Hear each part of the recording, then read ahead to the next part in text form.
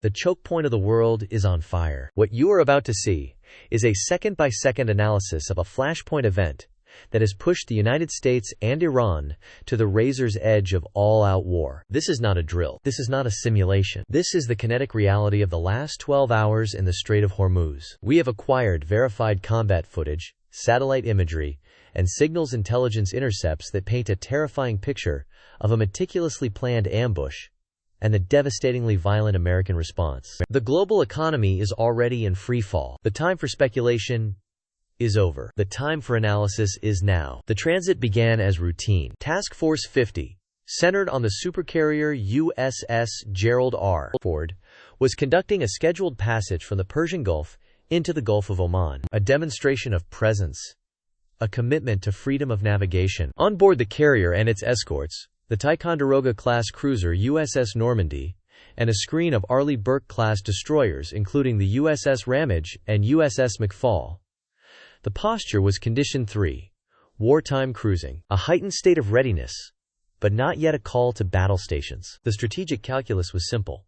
Transit the 30-mile-wide choke point, project power, and deter aggression. But aggression was already coiled, waiting in the shadows of Iran's Qeshm Island. For decades, the Islamic Revolutionary Guard Corps Navy, the IRGCN, has perfected the art of asymmetric naval warfare. They know they cannot match a U.S. carrier strike group hull for hull, or plane for plane. So they don't try. Their doctrine is one of mass and saturation. Small, fast, and lethal fast-attack craft, often based on the Swedish Bogomar design, armed with a cocktail of heavy machine guns, rocket-propelled grenades, and, most critically, short-range anti-ship missiles like the C-704 Nasr. Their strategy is to swarm a high-value target from multiple vectors, overwhelming its defenses through sheer numbers, sacrificing boats and crews to land a single, politically devastating blow. At 5:43 local time, U.S. naval intelligence stations in Bahrain intercepted a burst transmission on a known IRGCN command frequency. The encryption was rudimentary, almost designed to be broken. The message was chillingly simple. The hour of the martyr has arrived. Blessings upon the chosen. Seconds later, the Aegis combat system aboard the USS Normandy lit up. The SPY-1 radar, capable of tracking a baseball over 100 miles away, began painting contacts. Not one or two, not a dozen. Over 120 distinct, fast-moving surface targets emerged from the Iranian coastline, accelerating to speeds of over 45 knots, directly towards the heart of the American fleet. The call for general quarters echoed across the strike group. All hands, man your battle stations. On the bridge of the Ramage, the officer of the deck issued standardized warnings over Marine Band Channel 16, ordering the approaching craft to alter course and remain outside the 3,000-meter naval exclusion zone. The response was a cacophony of defiant Arabic and Farsi threats. The rules of engagement were crystal clear, passed down from Central Command.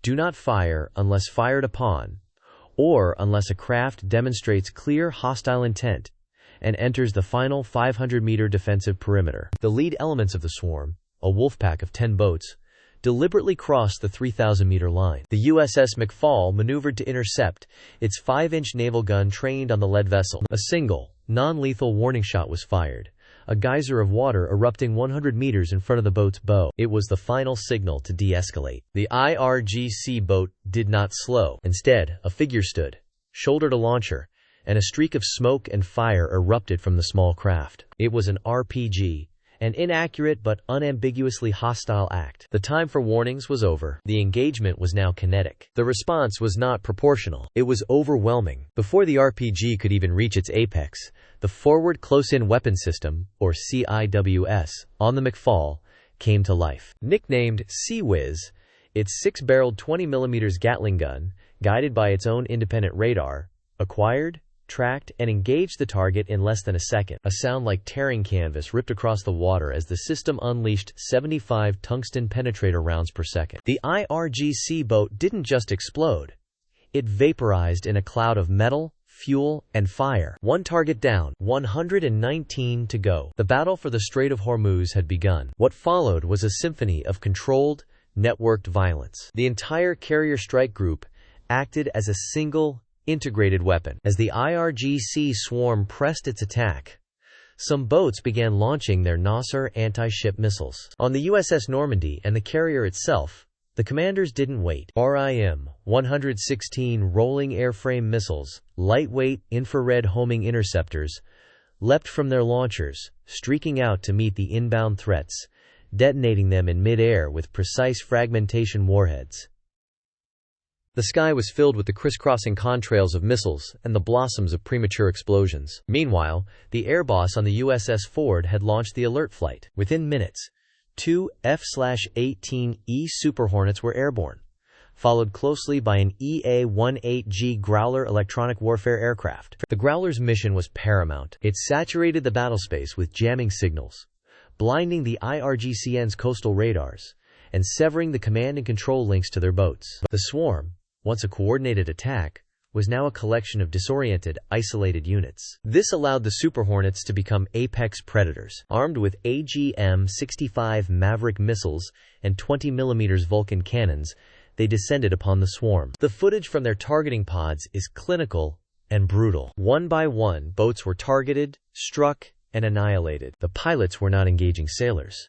They were prosecuting targets on a screen, turning the IRGCN's primary naval strategy into a floating graveyard. The IRGC commanders were not entirely unsophisticated. Their surviving units demonstrated a chilling tactical awareness, attempting to use civilian traffic, including a Panamanian-flagged supertanker, as a shield to mask their approach. This forced the U.S. commanders into a terrible dilemma: hold fire and risk a hit, or fire and risk an international incident with catastrophic environmental consequences. The destroyers expertly maneuvered, using their speed and agility to open up firing angles, engaging the IRGC boats with their 25mm Mark 38 chain guns, precise, stabilized weapon systems that minimized the risk of collateral damage. Every burst was calculated. Every trigger pull was a command decision. But as the U.S. forces were systematically dismantling the swarm, the true nature of the attack became clear. The swarm was a feint, a bloody, sacrificial diversion. In the CIC of the USS Normandy,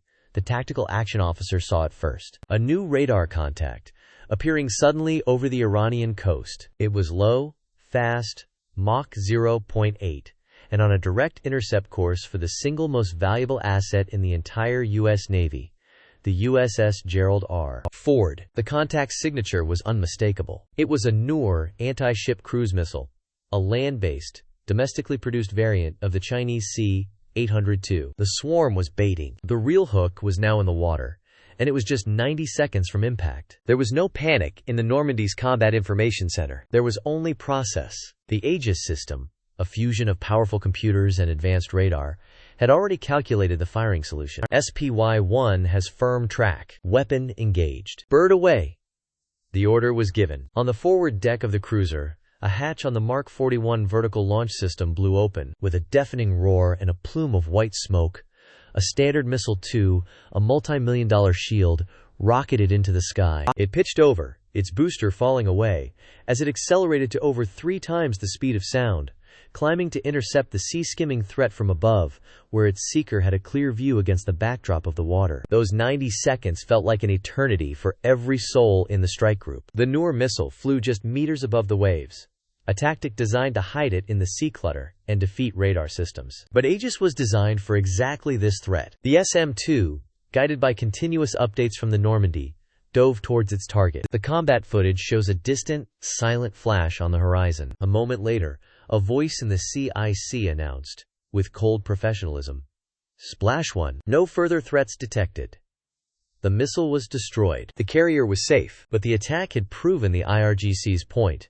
They could reach out and touch the heart of American power. The battle, from the first RPG to the missile intercept, lasted just 28 minutes. The remaining IRGC boats, their command structure shattered and their numbers decimated, fled back to the Iranian coast. The aftermath was a scene of carnage. U.S. intelligence estimates over 80 IRGC boats were destroyed or disabled, with casualties likely numbering in the hundreds. On the American side, the USS McFall reported minor superficial damage to its superstructure from RPG shrapnel. No U.S. personnel were killed or seriously wounded. It was a stunningly one-sided tactical victory, but the strategic shockwave was just beginning to hit. As news of the engagement, confirmed by the Pentagon, ripped across the globe, the markets reacted with primal fear. Brent crude futures jumped over 15% in a single hour of trading, the largest single-day spike in over a decade. Lloyd's of London immediately declared the Persian Gulf a war risk zone, sending maritime insurance premiums into the stratosphere. Major shipping giants like Maersk, Evergreen, and BP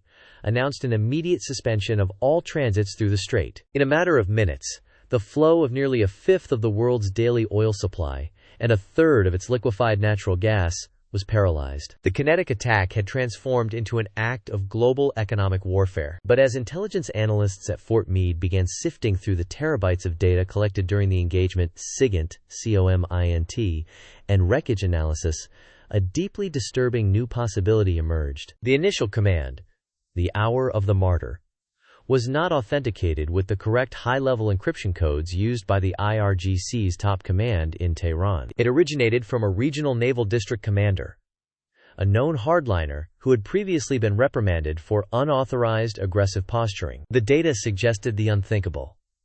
This wasn't an attack ordered by Iran's supreme leader. This was potentially the act of a rogue commander, a faction within the IRGC, seeking to trigger a war that even their own government did not want. The White House was now faced with a crippling question. How do you retaliate against a nation for an attack it may not have ordered? The political fallout was immediate and chaotic. The president convened an emergency session of the National Security Council, clearing his schedule for the foreseeable future. A public statement from the White House press secretary was terse and deliberate, condemning the unprovoked and reckless attack by the IRGC, and promising that the United States will respond at a time and place of our choosing. Meanwhile, in Tehran, the response was a masterpiece of strategic ambiguity. The Foreign Ministry issued a statement denying any official sanction for the attack, blaming U.S. adventurism for the instability, while simultaneously a state-run news agency praised the brave martyrs who stood up to the great Satan. This plausible deniability was a diplomatic nightmare for Washington. The Pentagon presented the president with a slate of options, each more dangerous than the last. Option 1. Decisive retaliatory strikes. Using Tomahawk cruise missiles and B-2 bombers to destroy the IRGC naval bases, command centers, and missile sites responsible for the attacks. This would restore deterrence, but would almost certainly trigger a wider regional war. Option 2. A campaign of maximum economic and diplomatic pressure. More sanctions, a UN resolution of condemnation, and a naval blockade. This would be seen by many as a weak response, inviting further, bolder attacks. Option 3. A covert response. Cyber attacks to disable IRGC command systems, or clandestine special operations to target the specific commanders responsible. Effective, but fraught with the risk of exposure and uncontrolled escalation. The entire concept of escalation dominance, the ability to control the rungs of a conflict, was being put to the test. The world held its breath. The UN Security Council convened, with China and Russia predictably calling for restraint on all sides, while blocking any US-led resolution to condemn Iran. NATO allies in Europe, now facing an imminent energy crisis, urged for de-escalation. In Riyadh and Abu Dhabi, the skies filled with the sound of fighter jets, as Saudi Arabia and the UAE placed their militaries on their highest state of alert, fearing they would be the first targets in any wider conflict. The single, 28-minute engagement had brought the entire globe to a standstill, teetering on the brink of a conflagration that could dwarf the conflicts of the past 2 decades. The immediate battle is over,